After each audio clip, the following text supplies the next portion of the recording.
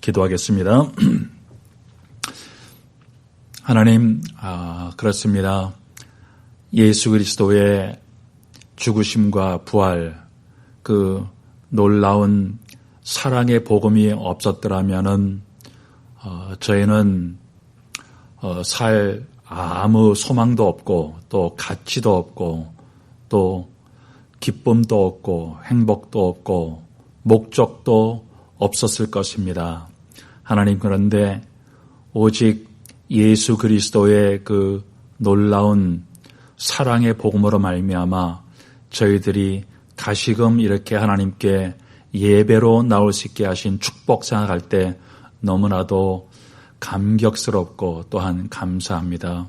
하나님, 비록 지금 이 어려운 상황 때문에 우리 모든 성도님들이 흩어져서 각처에서 또 녹음된 이 메시지로 예배드리지만은 하나님, 각처에 어느 곳에 있든지 간에 하나님 한 성령님으로 저희들이 한 마음으로 하나님께 예배드리기를 원하오니 오직 성령으로 충만케 하시고 은혜 허락하여 주시옵소서. 예수 그리스도의 이름으로 기도합니다. 아멘. 오늘 주시는 하나님의 말씀은 마태복음 5장 4절입니다. 애통하는 자는 복이 있나니 저희가 위로를 받을 것이며.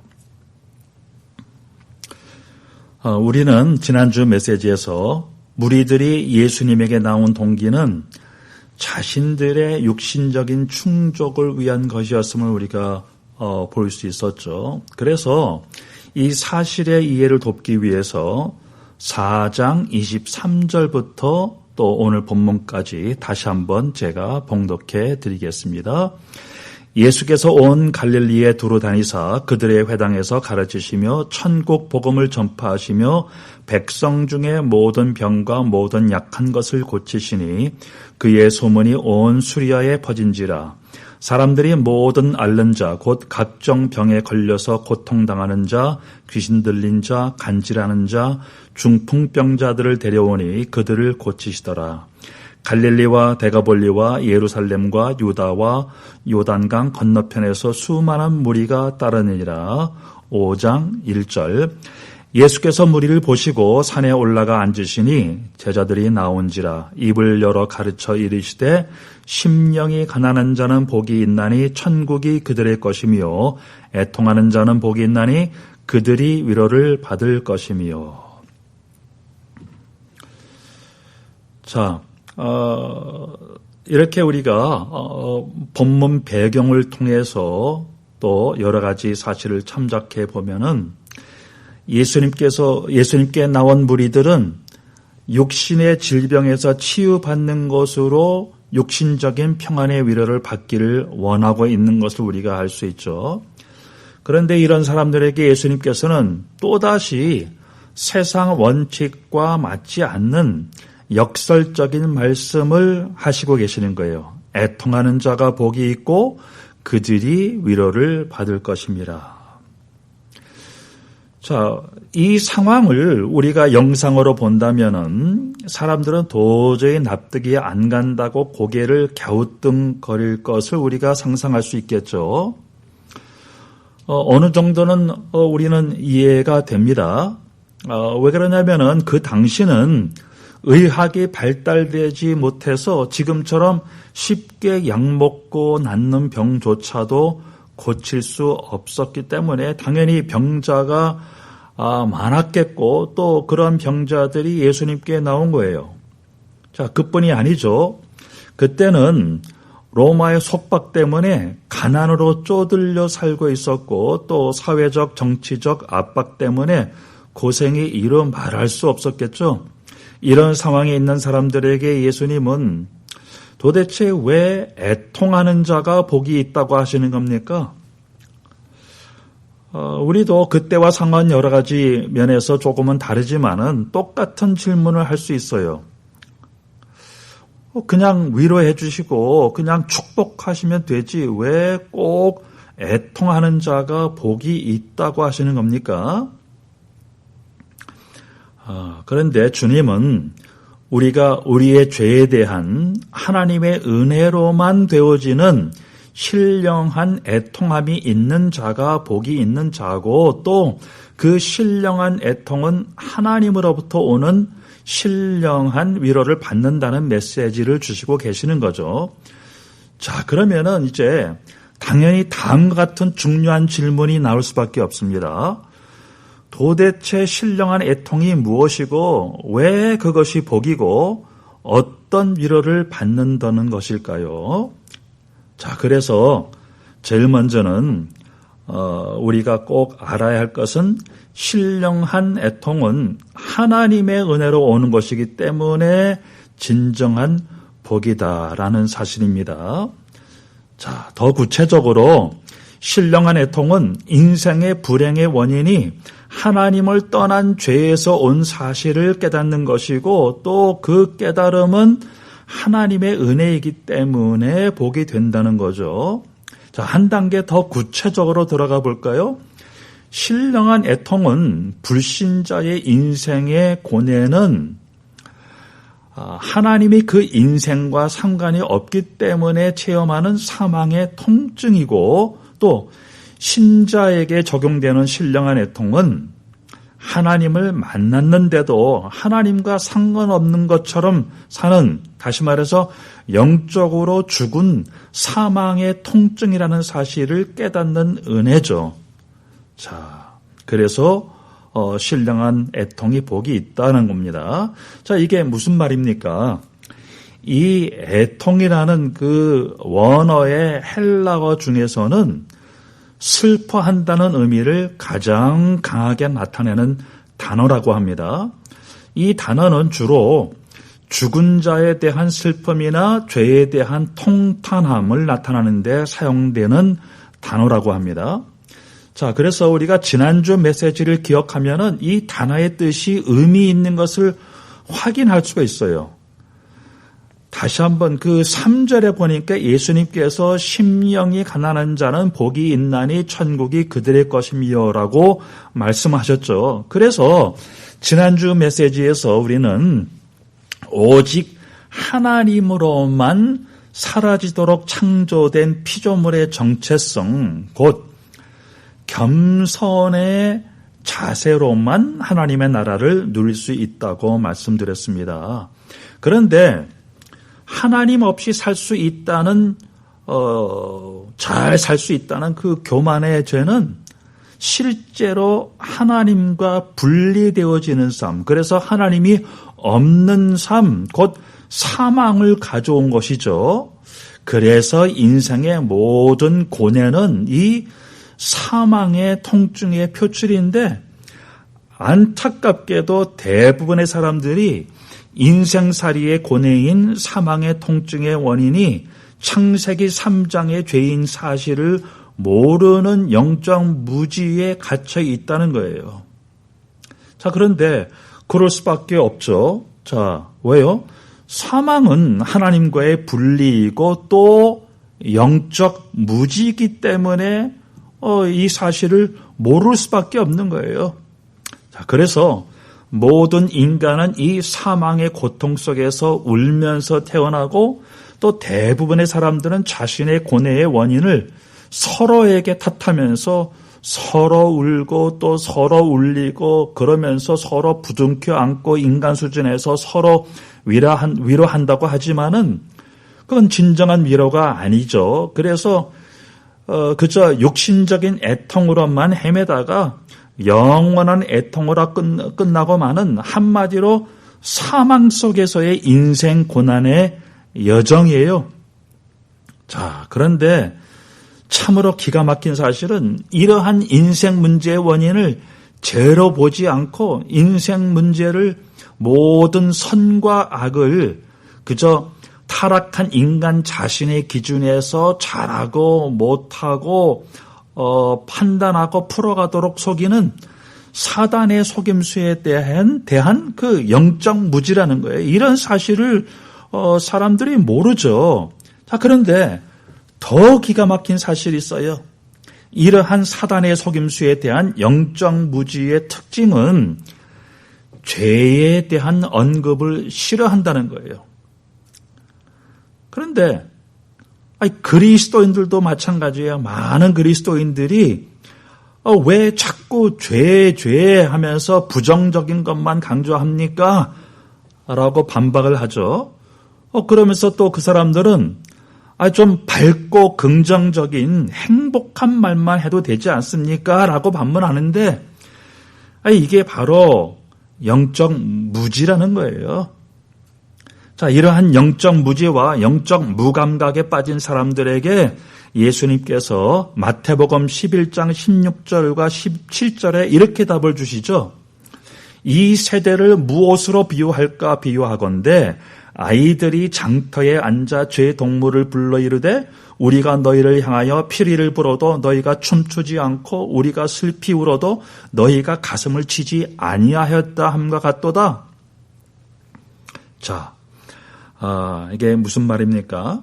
영적으로 무지하기 때문에 사람들이 죄에 대해서 애통하지도 않고 당연히 죄 문제를 해결하려고 복음, 다시 말해서 좋은 소식으로 오신 예수님에 대해서도 환영하지 않는다는 의미로 예수님이 이 세대를 책망하시는 메시지죠.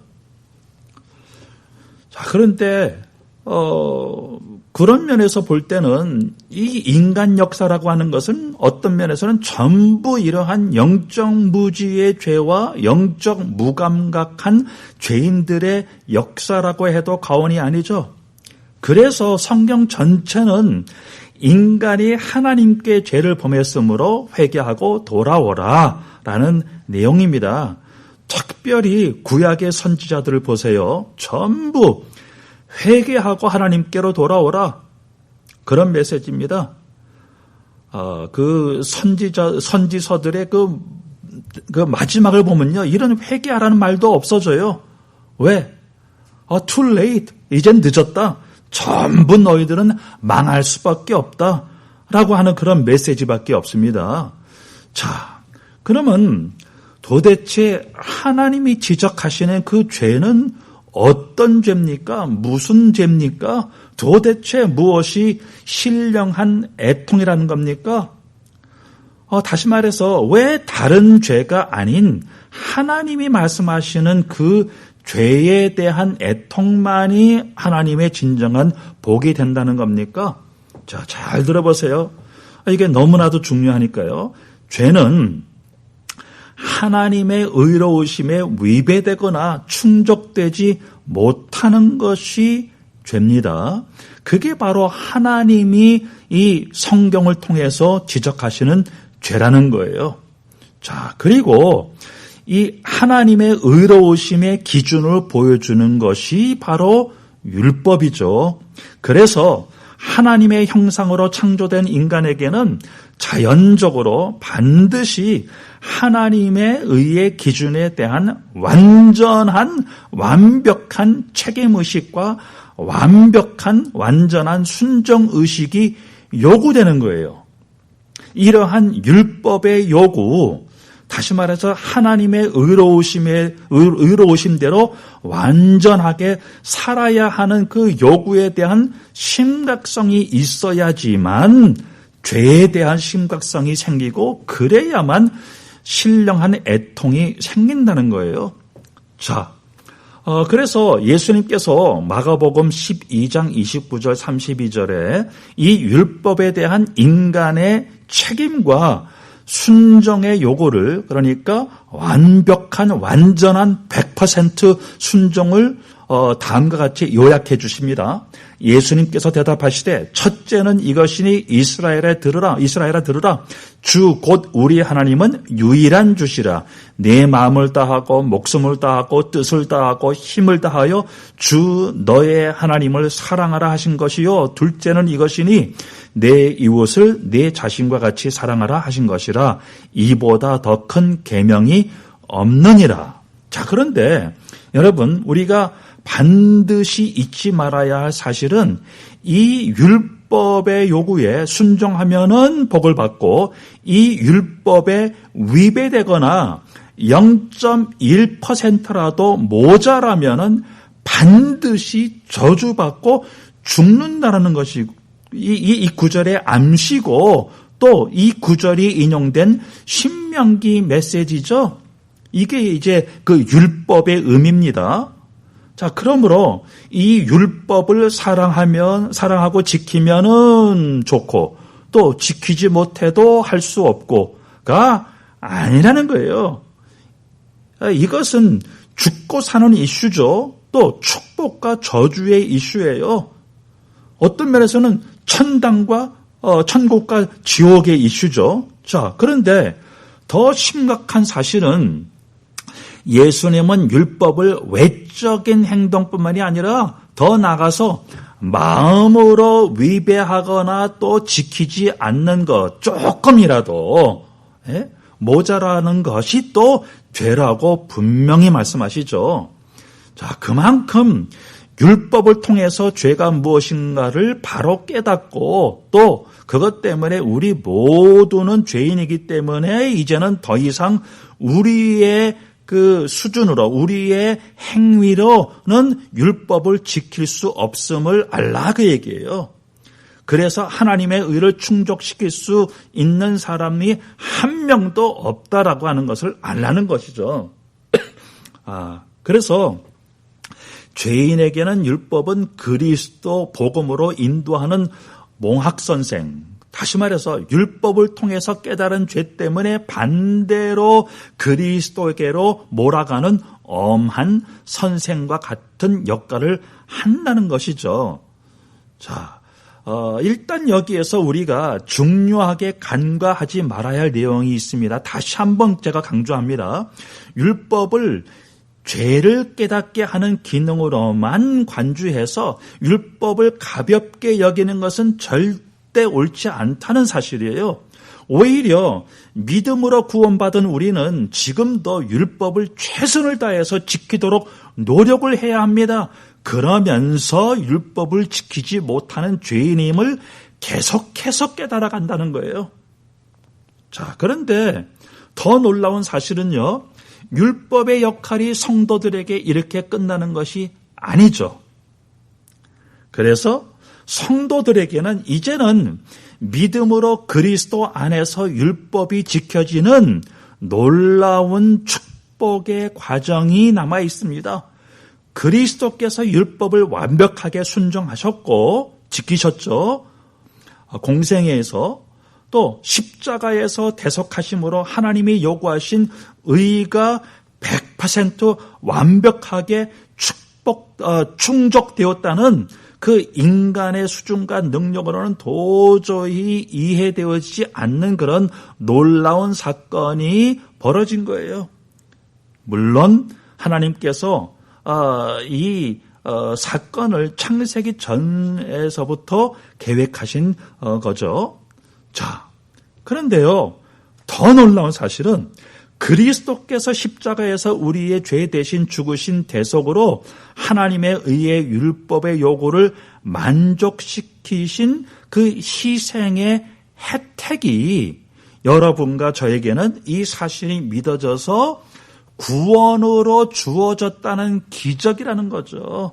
그 혜택을 여러분과 제가 믿음으로 받았다는 거예요. 그래서 믿음으로 의인이라고 칭함받는 성도들은 다시 말해서 원래 그 의미로는 믿음으로 의인이라고 계산되어진 성도들은 이제부터의 남은 삶을 오직 믿음으로, 다시 말해서 율법이 성취되어진 사실을 믿음으로 누리는, 그래서 내 안에서 성령님께서 그렇게 일을 하시는 그 일을 우리가 누림으로 말미암아 결과적으로 율법이 지켜지는 그 삶을 사는 거예요. 자, 그래서요, 믿음으로 의인된 여러분과 저에게 적용되는 하나님의 율법에 대한 자세는 은혜로 얻어진 믿음으로 말미암아 내 안에서 역사하시는 성령의 인도에 대한 순종하는 삶이죠.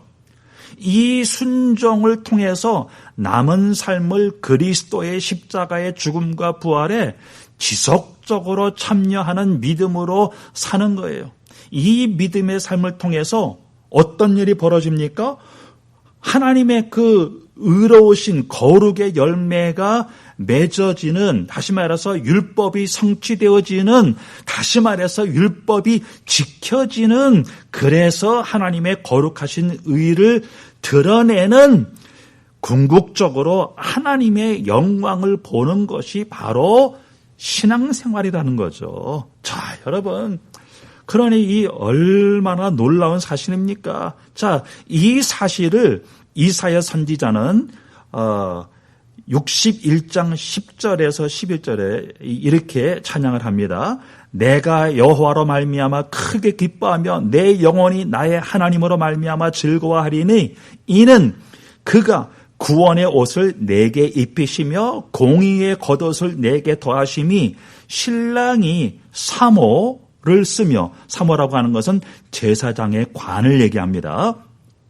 신부가 자기 보석으로 단장함 갖게 하셨습니다. 땅이 싹을 내며 동산이 거기 뿌린 것을 음돋게 함같이 주 여호와께서 공의와 찬송을 모든 나라 앞에 솟아나게 하시리다. 여러분, 이게 또 성경 전체의 내용이죠. 자, 그래서 이 놀라운 그 주제를, 이 복음을 사도 바울은 그 바울 서신서에서 절절히 증거하고 있는데요. 특별히 로마서를 보면은 이 논증이 더 빛이 나게 드러나죠. 그래서 3장 31절에 이렇게 표현합니다. 그런즉 우리가 믿음으로 말미암아 율법을 파기하느냐? 그럴 수 없느니라. 도리어 율법을 굳게 세우느니라. 자, 그래서요, 이제 신자들에게는 삶의 모든 면에서 율법이 성취되어지는 믿음으로 살지 않는 것이 죄라는 거예요.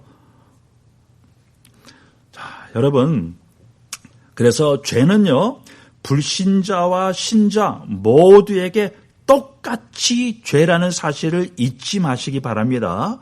불신자에게 해당되어지는 죄, 신자에게 해당되는 죄 다른 게 아니죠. 물론 다른 것들이 있습니다. 설명드리겠습니다. 자, 일단은 성도는 용서받은 죄인이죠. 그래서 여러분과 제가 성도라면은 중생은 한 번에 이루어진 사건이지만은 중생 다음에도 여러분과 저는 날마다 복음이 필요하고 날마다 예수님을 믿어야 되고 날마다 구원이 필요한 거죠. 날마다 믿음으로 살아야 한다는 거예요. 자, 그러니까 불신자는 믿음으로 살 수가 없죠. 근데 신자는 믿음으로 살아야 되는데 믿음으로 살지 않는 것이 신자에게 적용되어지는 죄다. 그 얘기예요. 자, 그래서 믿음으로 하지 않는 죄가 무엇입니까? 그 기준이 아까 말씀드린 것하고 똑같아요.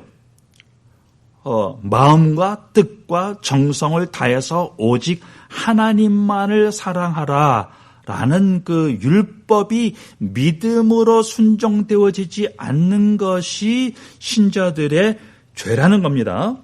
왜요? 하나님은 변하신 게 없어요.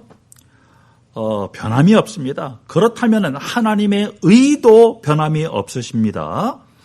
하나님의 의의 기준을 보여주는 율법도 변한 게 없습니다. 율법은 어제나 오늘이나 영원토록 똑같아요. 자, 단 그 율법을 지키는 것이 이제는 우리의 행위로는 불가능해졌지만은 나의 죄를 위해서 십자가에서 돌아가신 그리스도가 성령으로 내 안에서 행하시는 사실을, 그러니까 그리스도께서 하시는 사실을 믿는 믿음 안에서 이제는 그 율법에 대한 순종이 가능해졌다는 거죠. 여러분, 이게 얼마나 놀라운 사실입니까? 그래서 갈라디아서 2장 20절은 이 사실을 이렇게 표현하고 있습니다. 내가 그리스도와 함께 십자가에 못 박혔나니 그런즉 이제는 내가 사는 것이 아니요 오직 내 안에 그리스도께서 사시는 것이라. 이제 내가 육체 가운데 사는 것은 나를 사랑하사 나를 위하여 자기 자신을 버리신 하나님의 아들을 믿는 믿음 안에서 사는 것이라.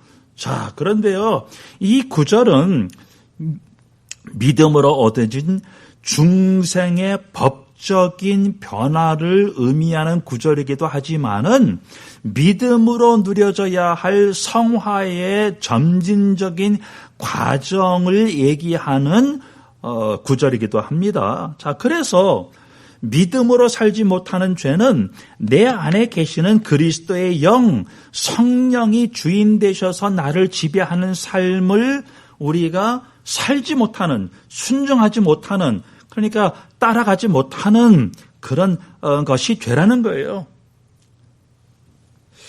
자, 이런 그 죄의 심각성에 대한 하나님의 진노를 드러내는 조나단 에드워즈 목사님의 진노한 하나님의 손에 붙들린 죄인들이라고 하는 그 유명한 소책자가 있죠. 그 책의 내용을 제가 조금만 소개합니다. 여러분의 타락한 본성이야말로 지옥의 고통의 토대가 됩니다. 부패한 본성들이 여러분을 지배하고 완전히 장악하고 있습니다. 그리고 그것들이 지옥불의 연료가 되는 것입니다. 그 본성들은 매우 활동적인 힘을 가지고 있으며 점점 더 폭력적이 되어가는 속성이 있습니다. 만약 그것들을 눌러 억제하고 있는 하나님의 팔이 없다면 그것들은 즉시로 파멸되어 버릴 것입니다. 이 부패한 본성은 파멸받아 마땅한 여러분의 혼을 더욱더 부채질하고 있습니다. 부패한 본성도 혼과 함께 고통을 당할 것입니다. 죄는 혼의 파멸과 비참함을 동반합니다. 죄는 파괴적인 본성을 가지고 있습니다. 하나님께서 만약 그 죄를 억제하시지 않는다면 여러분의 혼은 완전히 비참한 지경에 빠지고 말 것입니다. 인간의 마음의 부패는 그 간교함에 있어서 끝이 없습니다. 그리고 그런 자들의 마음은 죄악의 소굴이 되는 것입니다. 여러분의 패역함은 여러분을 돌덩어리처럼 무겁게 만들어 지옥을 향하여 무서운 속도로 여러분을 끌어내릴 것입니다. 만약 하나님께서 여러분이 지옥에 떨어지는 것을 지금 허락하시기만 한다면 여러분은 즉시 영원히 불타오르는 지옥으로 떨어지게 될 것입니다.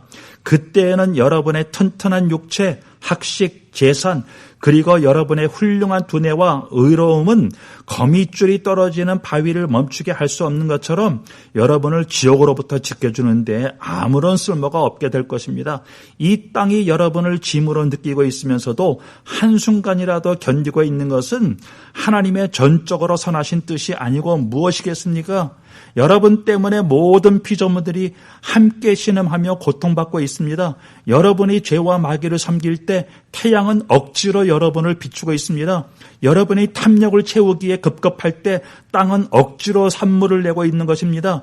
여러분이 악을 행하고 있을 때 땅은 억지로 여러분의 범죄의 활동 무대가 되고 있으며 여러분의 인생을 하나님을 대적하며 낭비하고 있을 때 공기는 억지로 안개와 같은 여러분의 생명을 유지시켜주는 호흡이 되고 있는 것입니다. 여러분의 악행에 대한 심판이 현재로서는 유보되고 있는 것이 사실입니다. 그러나 심판이 보류되고 있는 동안 여러분의 범죄는 계속해서 증가하고 있으며 여러분은 매일 진노를 쌓아가고 있습니다. 하나님의 진노의 화살은 이미 시위에서 떠날 만반의 준비가 다 되어 있습니다. 공의는 화살로 여러분의 심장을 겨냥하고 있으며 시위를 한껏 다 잡아당기고 있습니다. 그 화살이 여러분의 피를 마시지 못하도록 한순간이라도 지켜주고 있는 것은 어떠한 약속이나 의무에도 구속됨이 없으신 진노하신 하나님의 선하신 의지 이외에는 없습니다. 그러므로 죄인에게 임하시는 전능하신 성령의 능력에 의해서 마음의 변화를 받지 못한 사람, 즉 거듭나지 않는 사람, 새로운 피조물이 되지 못한 사람, 다시 말해서 죄로 인해서 죽은 존재에서 새로운 상태의 인간이 되지 못하고 빛과 생명을 경험하지 못한 사람은 성난 하나님의 손 안에 있는 것입니다. 하나님은 우리들이 징그러운 벌레를 손에 들고 있을 때와 같은 심정으로 여러분을 지옥의 구덩이 위에 들고 계시며 여러분을 아주 싫어하시며 준엄하게 책망하고 계십니다. 하나님께서는 여러분을 불에 던져질 가치밖에 없는 존재로 보십니다. 여러분이 용납되기에는 하나님의 눈은 너무나도 순수합니다. 그분의 눈에는 우리가 징그러운 뱀을 볼 때보다 몇천 배 더 여러분이 가증스럽게 보일 것입니다. 여러분은 자신의 왕자의 반역을 시도했던 그 어떤 완강한 반역자보다 훨씬 더 엄청난 반역을 하나님께 계속 저질러 왔습니다. 그럼에도 불구하고 그때마다 여러분을 불 속에 집어 던지지 않으신 것은 오직 하나님의 선하신 뜻 때문입니다. 여러분이 어젯밤에 지옥에 가지 않은 것은 하나님의 은혜입니다. 여러분이 잠자기 위해서 눈을 감은 후에 이 세상에서 이렇게 깨어 있을 수 있는 것에는 다른 이유가 없습니다. 또 아침에 자리에서 일어난 후 지금까지도 지옥에 떨어지지 않고 있는 것도 하나님의 손이 여러분을 붙들고 있다는 것 외에는 아무것도 없습니다. 여러분이 이 설교를 듣고 있는 지금 이 순간에도 즉시 지옥으로 떨어지지 않는 것은 하나님의 자비 이외에는 다른 이유가 없는 것입니다. 아멘. 여러분들 중에 이 조나단 에드워즈 목사님의 글은 구원받지 못한 불신자를 향한 메시지이기 때문에 나하고는 상관이 없어 라는 분이 있을 수도 있습니다. 자, 그러나 혹시라도 여러분 중에 진정으로 구원받지 못한 사람이 있다면 이 메시지는 참으로 두려운 경고의 메시지죠.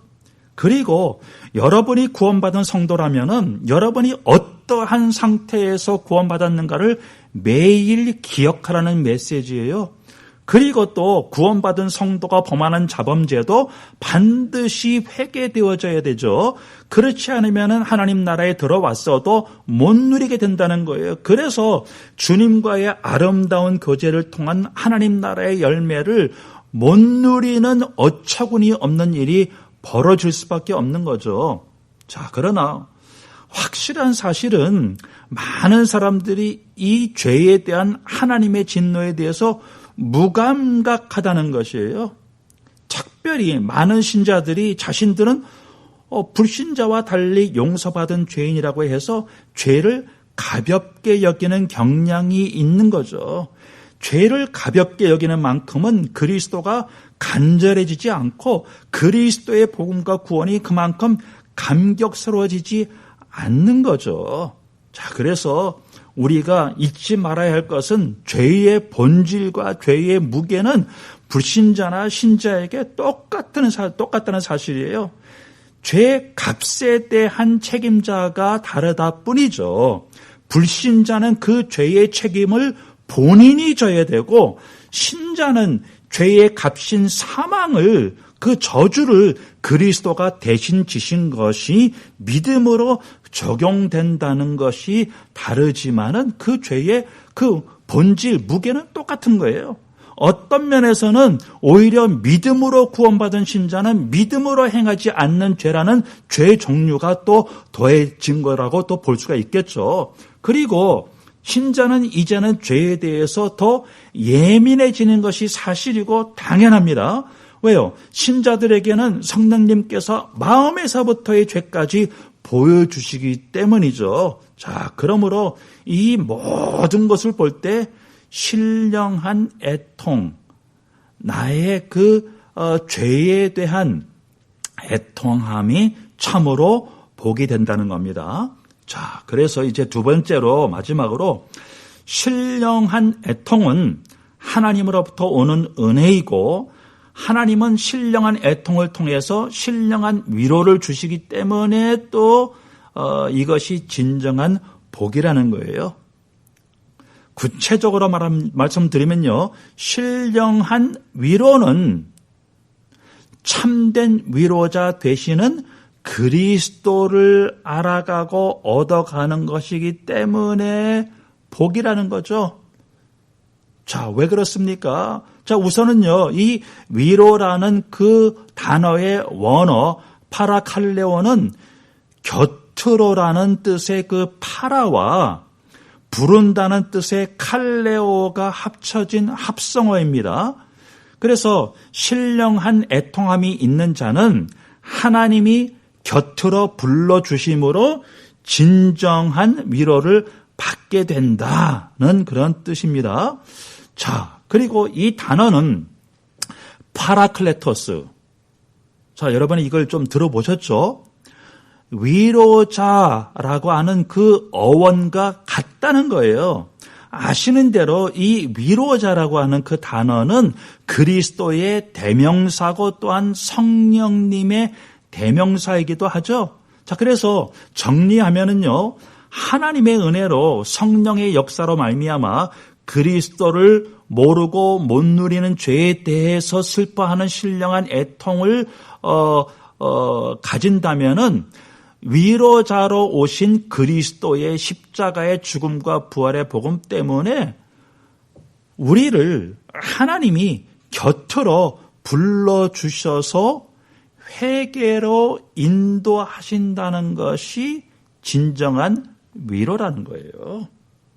이러한 회개가 되어질 때 신령한 위로자 되시는 그리스도를 얻고 또 각자 자신이 그리스도 안에서 발견되어짐으로 또 그리스도를 더욱더 이제 깊이 알아가고 또 알아가고 싶어지고 또 그 그리스도로 풍성하게 되어지고 싶고 또 지배되어지고 싶고 또 그리스도만 자랑하고 싶고 드러내어지고 싶은 이 축복을 믿음으로 받기 때문에 이게 이제 진정한 하나님의 위로라는 거죠. 자, 그래서 이 사실을 빌립보서 3장 7절에서 12절을 통해서 고백하는 사도 바울의 고백을 들어보시기 바랍니다.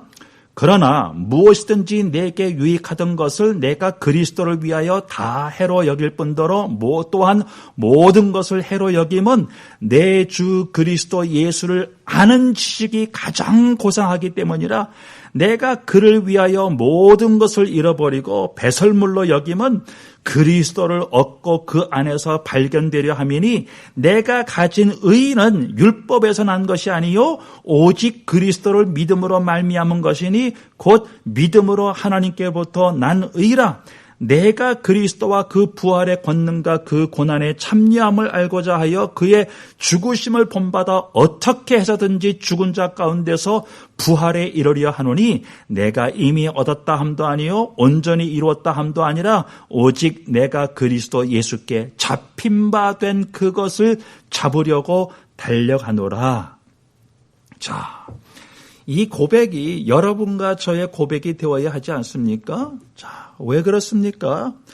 그리스도와 그의 나라만이 하나님이 말씀하시는 진정한 선이고 그 나라와 그의 의를 누리는 믿음만이 참된 선한 행동이기 때문에 그렇습니다. 요한복음 10장 7절에서 10절, 마태복음 6장 33절. 자, 그리고 이 나라, 이 생명, 그리스도의 세계로 들어가는 그 길, 그 문, 그 방법, 그게 바로 그 그리스도 십자가의 죽음과 부활을 믿는 믿음이라는 거예요. 자, 그렇다면은 이 그리스도의 세계와 또 그 세계로 들어가는 그 길인 십자가의 복음의 반대되는 것이 또 그 방법이 바로 악이라는 거죠. 그게 사단의 속임수고 그게 죄라는 거예요. 옳고 그름이 있다면 그게 틀린 거예요. 그렇죠? 자, 그래서 시편과 잠언과 전도서에서 언급되어진 그 선과 악, 의인과 죄인, 이 축복과 저주 이런 개념들을 전부 이제는 이것으로 이해를 해야 돼요. 그러니까 오직 하나님, 오직 그리스도, 오직 복음, 이게 선한 것이요. 그 믿음이 선한 것이고 그것에 반대되는 어떠한 것도 그것은 악한 것이요. 그게 사단의 속임수다. 그 얘기입니다. 성경 전체가 또 이 얘기를 하고 있는 거죠. 그래서 이 성경 전체는 한마디로 얘기해서 그리스도를 가리키고 있는 거예요. 구약의 핵심 주제를 보세요. 전부 땅, 가나안, 나라, 성전, 성막, 제사, 제물, 언약, 시, 후손에 대한 내용이죠. 뭐에 대한 예표고 또한 가리킴입니까? 전부 그리스도와 그의 나라에 대한 내용이죠. 하나님의 나라에 대한 내용이죠. 그래서 이 나라, 이 세계로 구원받아서 들어간 우리들이 또 지속적으로 십자가의 능력으로 구원받도록 하는 것이 하나님의 오직 한 가지 뜻입니다.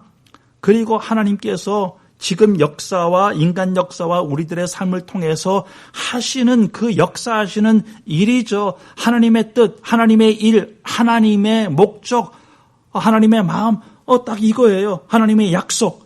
그래서 성도들에게는 고난을 통해서도 신령한 애통을 가짐으로써 오직 그리스도를 알아가고 성령님이 함께 하시는 그 동행을 누리는 것이 바로 신령한 위로라는 겁니다.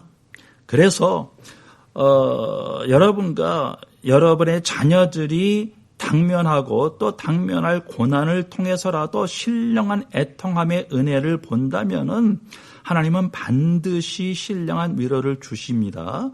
자, 이 내용은 여러분들이 제가 메시지와 함께 올려드리는 녹취의 PDF 파일을 좀 참고하시고 다음 기회에 또 자세하게 이 자녀들이 함께 누려야 할 그리스도 언약에 대해서 말씀드리기로 하고, 결론적으로 여러분과 저는 신령한 애통과 신령한 위로로 이끄시는 하나님의 일을 실제로 보는 믿음을 달라고 이제부터는 그 은혜를 간구해야 합니다. 왜요? 제일 먼저는 하나님은 무엇을 기뻐하십니까? 오직 믿음을 기뻐하시는데 그 믿음은 하나님이 하시는 일을 나의 삶에서 실제적으로 경험하고 누리고 또 드러내는 것이 바로 믿음이에요. 하나님이 하시는 일을 영적인 눈으로 보는 거죠. 이게 바로 우리의 삶의 목적이고 또 증인의 삶이라는 겁니다. 자, 그런데 그 하나님이 하시는 일이 도대체 뭡니까? 뭐를 도대체 영적인 눈을 떠서 믿음으로 보라는 얘기입니까? 그리스도 십자가 죽음과 부활을 통한 구원의 일을 보라, 그 얘기예요.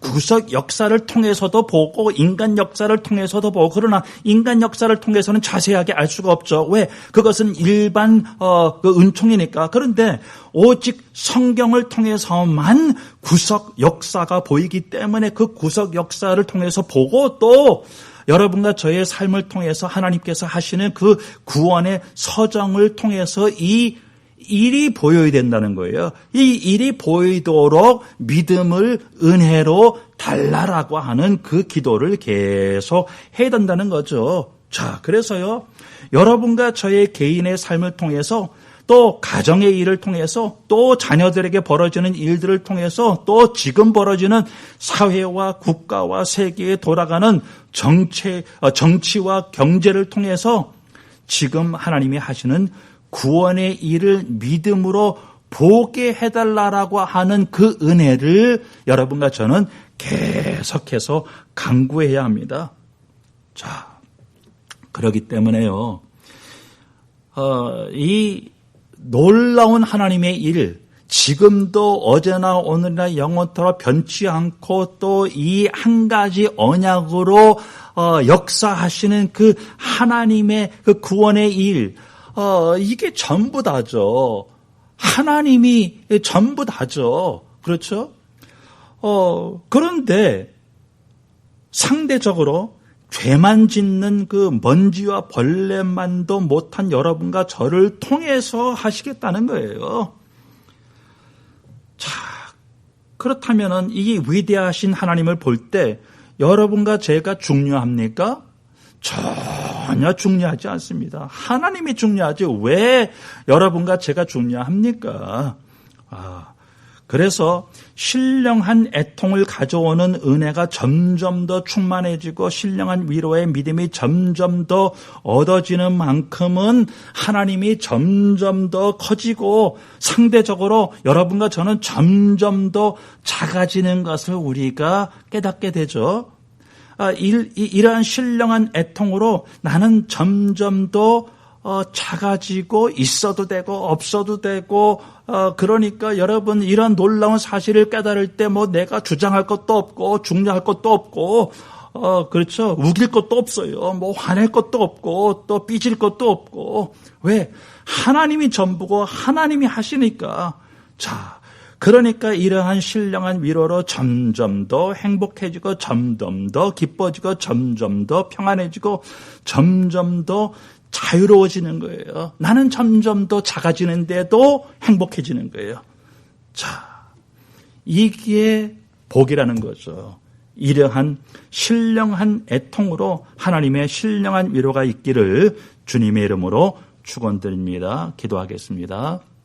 하나님 감사합니다. 참 이렇게 놀라운 그 복음이 있기 때문에 우리 자신들이 보이고 하나님이 보이고 세상이 보이고 미래가 보이고 영원한 세계가 보이고 영적인 세계가 보이고 하나님의 하시는 일이 보이는 것 조금씩이라도 보이게 되는 것 너무나도 감사합니다. 하나님 이 보이지 않는 그 사실적인 영원한 하나님의 나라의 그 세계를 이제는 실제적으로 조금씩 더 누릴 수 있는 은혜를 허락하여 주시옵소서. 예수 그리스도의 이름으로 기도합니다.